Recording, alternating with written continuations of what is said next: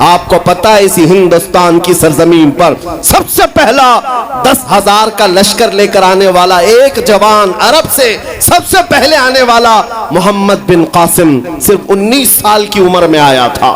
19 साल की उम्र में आया था।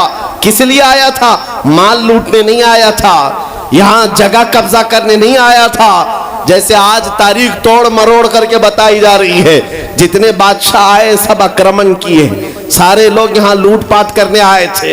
ये तारीख तोड़ मरोड़ कर बयान की जाती है। मेरे अजीजों, इस पर फिर कभी गुफ्तगू करेंगे। लेकिन मोहम्मद बिन कासिम क्यों आया था?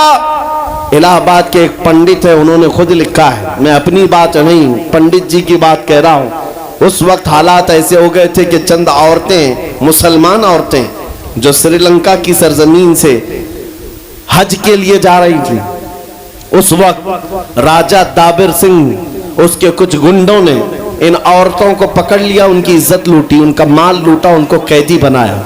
उन औरतों ने उस वक्त पुकार कर कहा था कि कोई है जो हमारी इज्जत बचाएगा। कोई तिजारत करने वाला बाहर से आया हुआ ताजिर बात सुन करके अरब गया। अरब में जाकर गवर्नर जो था उसके सामने वाकया बयान कर रहा था। 19 साल का जवान मोहम्मद बिन कासिम वहां से गुजर रहा था।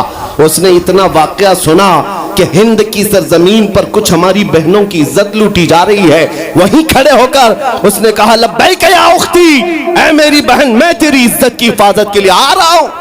वहां से पुकारा अपने चचा जो गवर्नर था उस वक्त, उससे 10,000 का लश्कर लेकर के सबसे पहले यहां आने वाला मोहम्मद बिन कासिम किस लिए आया था? माल लूटने के लिए नहीं, औरतों की इज्जत बचाने के लिए आया था। हिंदुस्तान की सरजमीन पर कदम रखा और उसके बाद सामने मुकाबिल में फौरन जंग के लिए नहीं आया। कहा कि जिन औरतों को कैदी बनाया वो छोड़ दो, जो हज के लिए जा रही थी उन्हें आजाद कर दो, और दूसरी बात, जिन्होंने गुंडागर्दी की है उन्हें पकड़ो और जेल में डालो।